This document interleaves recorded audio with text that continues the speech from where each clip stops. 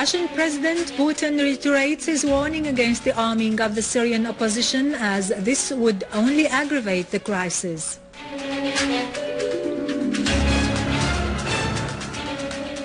Our armed forces continue their national task in clearing the country of the terrorist groups.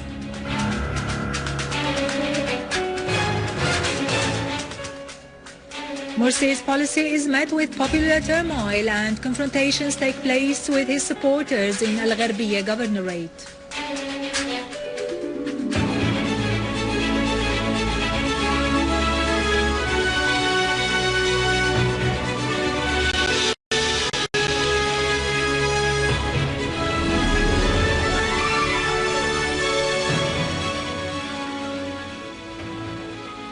Good afternoon, ladies and gentlemen. I am Yerado Krikorian from the News Center in Damascus.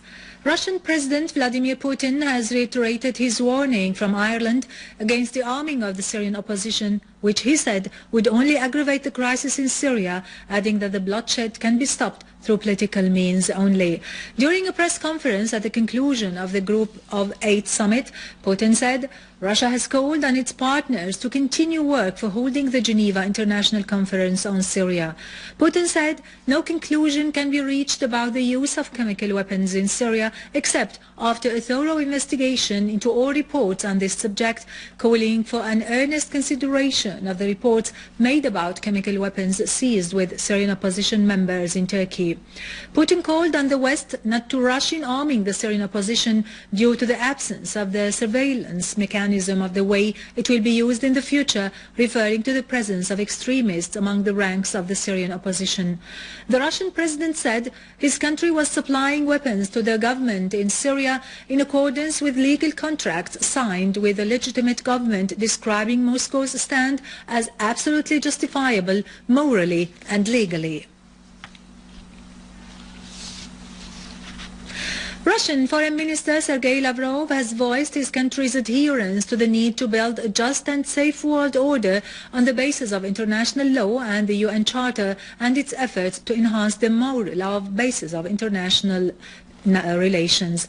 In a letter addressed to the participants in the international conference dedicated to the anniversary of the Great National War, Lavrov said Russia considered as unacceptable the attempts to forge historical facts, adding that such attempts at present are far from being scarce. He pointed out that the war had clearly revealed the repercussions of violence, racist hatred and genocide. It is to be noted that Russia had commemorated on the 9th of this month the 68th anniversary of its victory in World War II, which it calls the Great National War over Nazi Germany.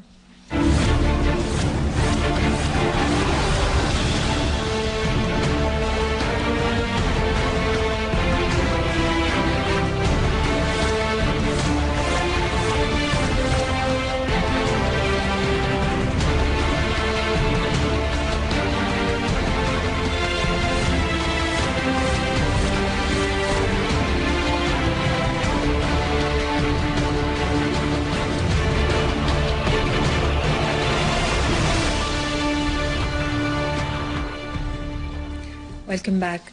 In Hom's countryside, an army unit foiled an infiltration attempt by an armed terrorist group which tried to cross Syrian-Lebanese borders near Al-Tahuna in the Talkalakh countryside and inflicted heavy losses upon them. Army units also eliminated a gathering of terrorists in the village of Talaf in Al-Hula countryside and Hawara region in Jussieh, destroying their weapons and ammunition.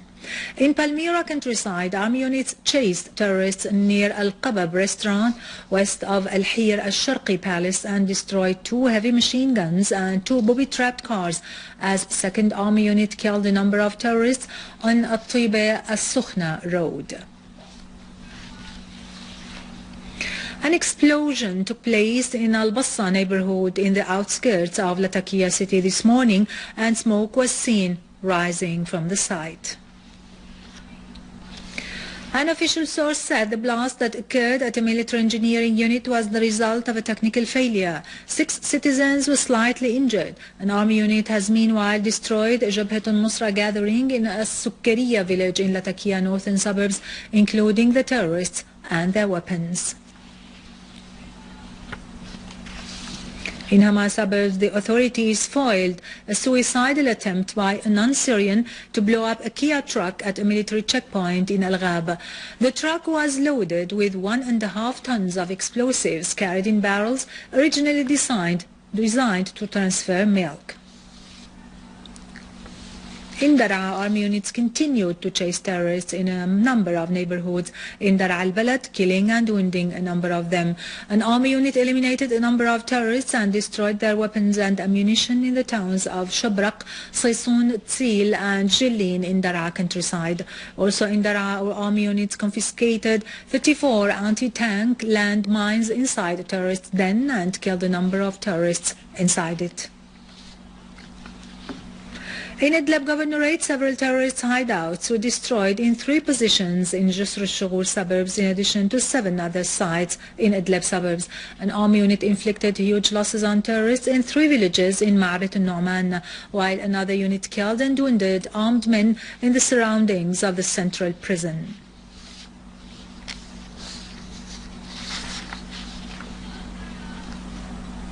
In Deir ez-Zor, our armed forces intercepted an attempt by terrorists to attack several government headquarters, eliminating a number of armed men. The army units also killed several terrorists, including non-Syrians, when they tried to attack the military police branch near the Capucci Church and Bimo Bank. The terrorists carried out another attack after the dawn prayers, detonating the commercial secondary school for boys. They tried to infiltrate to advanced areas, but were intercepted by the soldiers, who eliminated a large number of them and forced them to flee, leaving behind their stolen and smuggled equipment. The Latin church was also detonated by the terrorists, who had dug a tunnel under it. Nothing was left of the church except the debris. The terrorists also took refuge in Martyr Nasser al-Jasem secondary school, but were forced out by the soldiers. Meanwhile, Syrian Arab army units proceed in the towns of Al-Wahdaliyah and Al-Husayna in Damascus countryside, approaching from different axes in order to encircle the terrorists, trying hard to protect the infrastructure. TV footage shows scenes of devastation and killing left by the terrorists in both towns.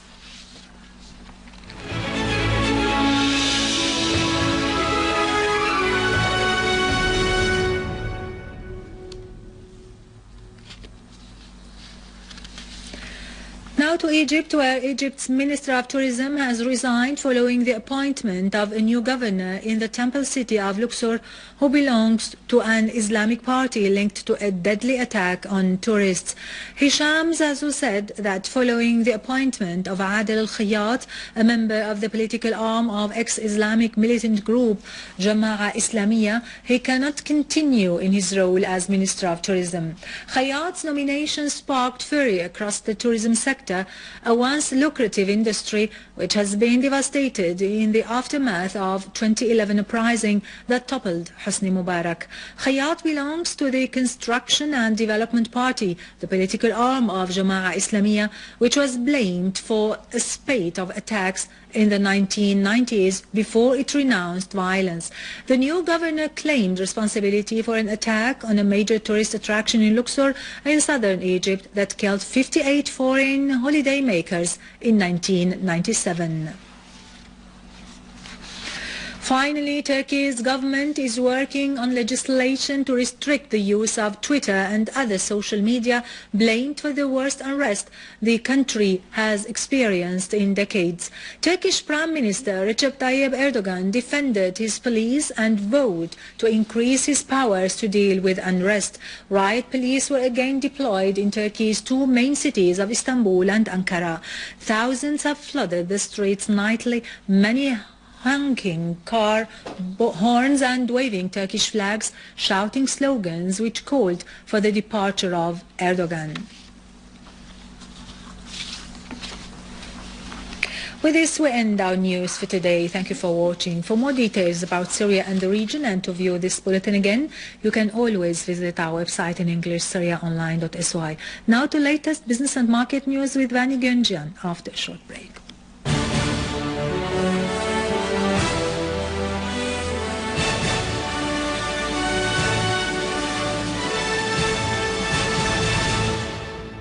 Good afternoon. The Central Bank of Syria started to pump since yesterday the foreign currencies to the other national banks in order to finance the importing operations according to the needs of the market.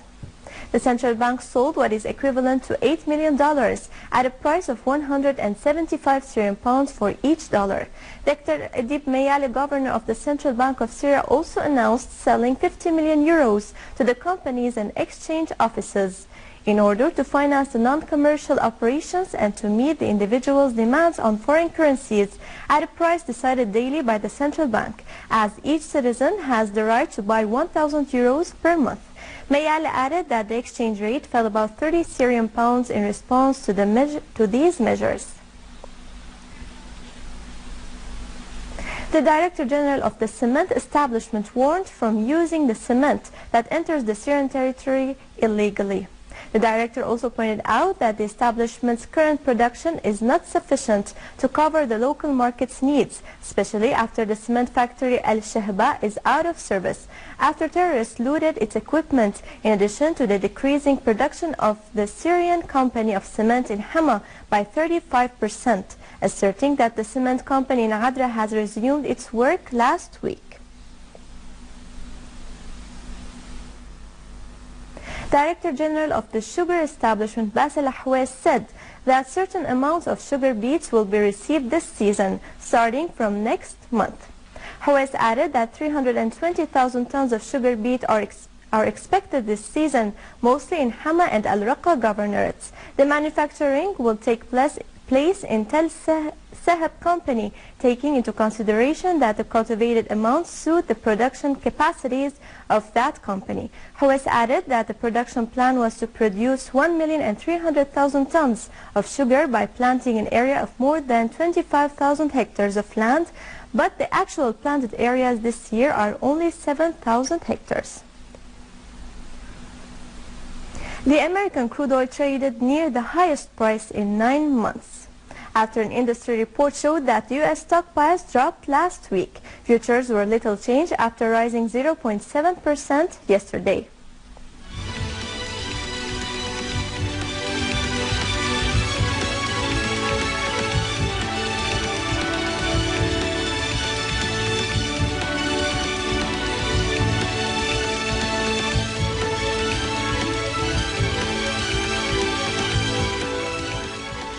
U.S. stocks rose for a second day, pushing the Standard & Poor's 500 index to its highest in June.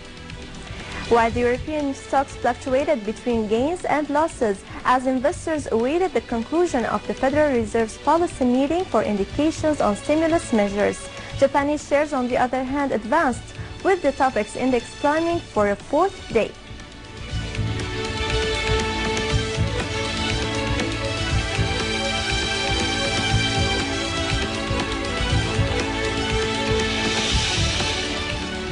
The Jewelers Assembly set the price of the 21-carat gold at 7,200 Syrian pounds per gram, after declining 200 Syrian pounds from yesterday, while the Rashadi golden coin was set at 52,300 Syrian pounds, and the English golden coin was set at 58,400 Syrian pounds.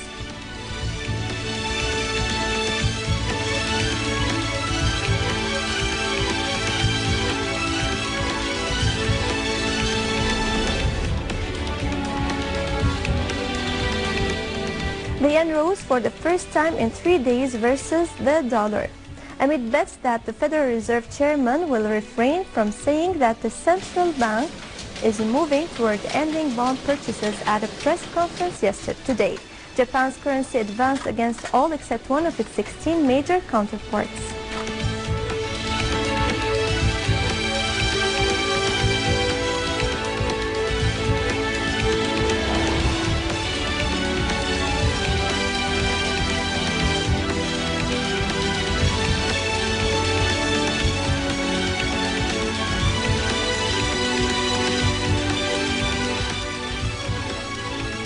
With this, we conclude our news. Thank you for watching and goodbye.